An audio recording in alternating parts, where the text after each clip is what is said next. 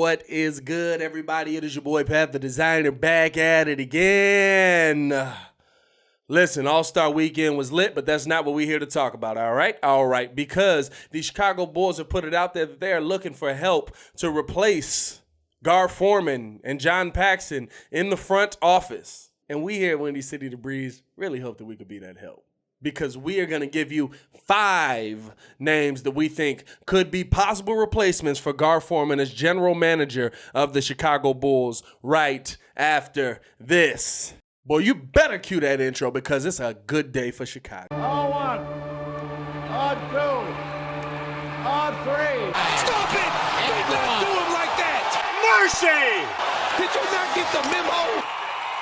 All right, so before we get into the video, if you are new to the page, please like the video, please subscribe to the page, because we do talk Chicago sports weekly, and we don't want you to miss a thing, so make sure that you hit that bell. So the Chicago Bulls are looking to finally improve their front office, finally improve what they do on a major scale in the building. And so as soon as I heard the news, I started looking around at teams in the NBA like, okay, who has somebody on their team, on their staff, an old player that I might want to come in and help the Chicago Bulls figure out what they're doing with this team. And I've compiled a list of 5 people, count them, 5 people that can replace Gar Forman and John Paxson in that front office and bring in their own minds that can do some great things. Without further ado, number 5. Now, number 5 on my list, a lot of people might not have thought of because he is an agent. A lot of people have gone the agent routes, like the Lakers with Rob Pelinka, and it's worked out because these guys have good relationships with players already. So they're able to just get guys in there that not only used to be their guys, but also guys around the NBA already know what this guy's like in a working relationship based off of what he's heard from that guy's former players or other players around the league. And Chicago right now has an issue with getting stars in the building. So they need to figure out how to get stars into the building. And my number 5 on my list is Aaron Mintz. Now, the reason I went with a guy like Aaron Mintz over like Rich Paul, you know, LeBron's guy, or some of those other big name guys out there is because Aaron Mintz has a good mix of guys. He works with guys like Paul George, Lonzo Ball, Ed Davis, D'Lo, Allen Crabbe. And what I mean by a good mix is a good mix of young and old. So he's got guys under his brand who are not only new to the NBA, but have also been in the game for a little bit of time. So that means his name would spread widely if the Chicago Bulls signed a guy like him. He would be able to talk to players who are possibly new in the league, and they're just looking around like, okay, this isn't really where I thought I'd be for my entire career. I'm looking to move around. Is there anybody who, oh, you know Aaron Mintz?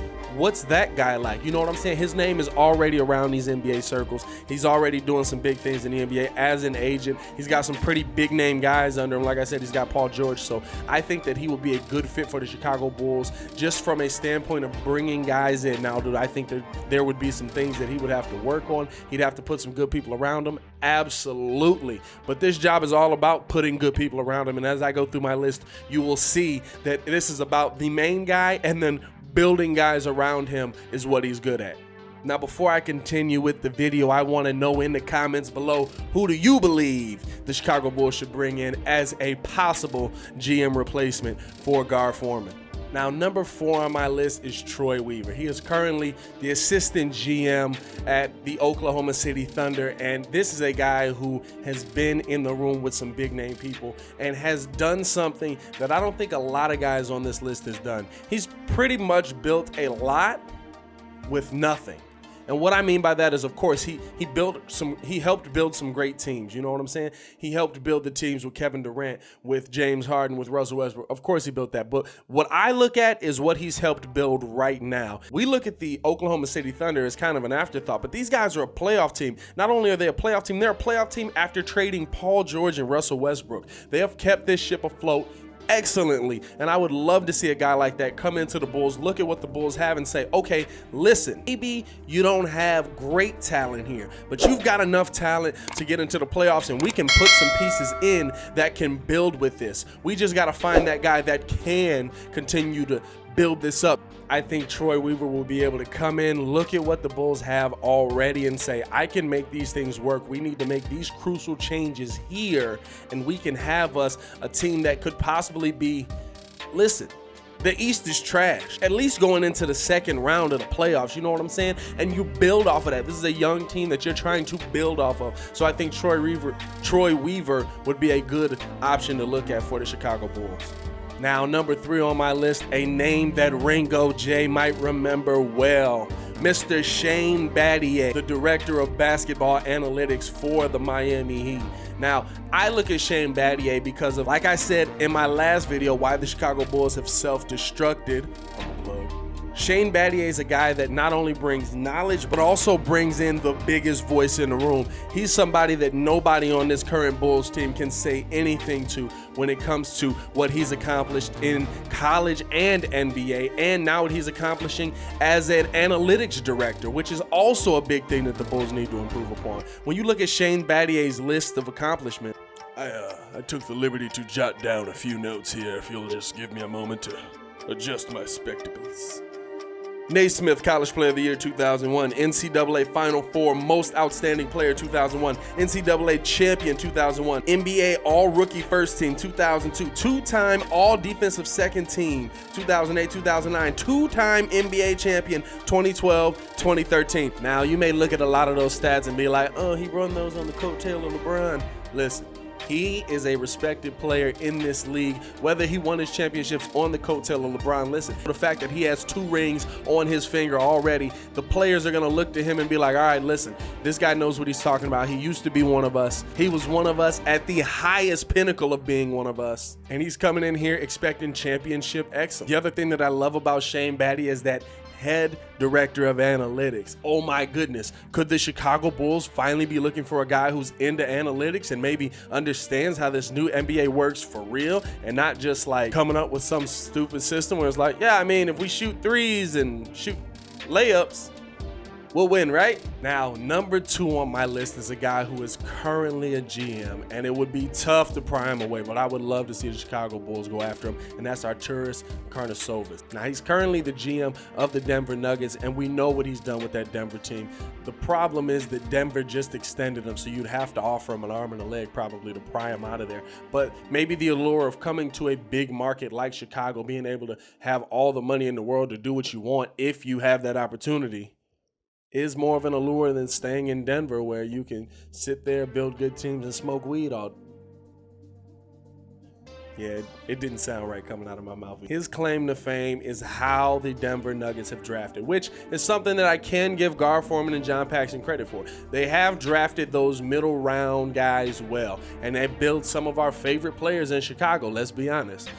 That's something that we really wouldn't want to lose. And even though they're probably just going to move Gar and move Pax to a different position in the front office or just further up into management, I think we would like to see that drafting of those good players later in rounds continue, because that's really where you build your team from. Of course, getting the superstar, getting the number 1 guy, but finding the superstar, the Jimmy Butlers, the Nikola Jokic's, which he found with the 41st pick in the draft, or the Jamal Murray, or Gary Harris's, you know what I'm saying? Like guys who have been talented players and have proven that they are starting pieces on an NBA team, and not only starting pieces, starting threats on an NBA team. That's somebody that I would love to see the Bulls bring in and really look into this organization and see, okay, from a drafting standpoint, we want to keep this going, but we want to change these things on the floor. And oh, by the way, this guy also is pretty good at picking coaches, because he brings in Mike Malone, who's running what I've heard is one of the smarter basketball schemes in the NBA right now, which is why, with arguably less talent, these guys are still competing for top spots in the West. Now, when it comes to my number 1 general manager replacement for Gar Forman, you don't have to go that far. Honestly, I'm looking right at the Boston Celtics. Now, Danny Ainge isn't going anywhere. That'd be great, right? That'd be awesome. But Danny Ainge's assistant, Mike Zarin, could possibly be persuaded to leave that Boston scene for the right amount of money. You know what I'm saying? And he's finally going to get that position. Now, these are guys who know how to do it. And I'm specifically bringing you in, trying to pick that Danny Ainge knowledge and hope that you have that same kind of persona in your general managing capabilities. Because when it comes down to it, what Danny Ainge did stockpiling all those picks by trading away nice pieces is possibly what the Chicago Bulls may have to do. Listen, at the end of the day, I'd love to see this team win with Zach LaVine, Larry Markkinen, Wendell Carter Jr., and Kobe White. But we could come to a point where the Chicago Bulls might have to start looking away from this current team and say, hey, we have to do a real rebuild. We have to tear this thing down. We have to bring in a real coach, and we have to get good draft picks. And I would love to have somebody who's kind of already been through that be here at the helm if the Chicago Bulls do have to go down that route. Now, I'm really hoping that they don't have to go down that route, but my biggest thing with Mike Zarin is not only did they get all those draft picks, but most of those draft picks hit for Danny Ainge and Mike Zarin as they're sitting in that room going over that draft board. That's the biggest thing. How many of those picks can you bring in means nothing. How many number one picks have the Charlotte Hornets had over the years? Back when they were the Charlotte Bobcats, I feel like they got the number one pick every season. But they literally were unable to find the right guy at that number one pick. That's your biggest problem. Now, am I saying that the Bulls are trending towards the number one pick? No, we'll probably end up with 7 again.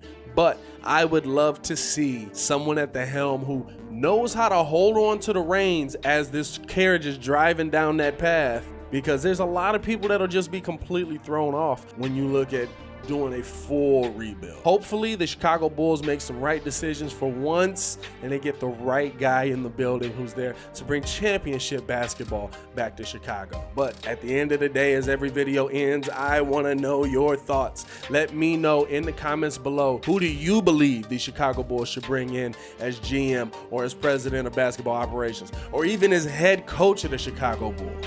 Also, if you have any ideas for videos that you think we should do on this channel talking about our Chicago sports team, either hit me up on Twitter, Instagram @PatTheDesigner, or hit me up in the comments below and let me know what you would love to see on this channel. I am going to get up out of here. It is your boy, Pat the Designer, back at it again.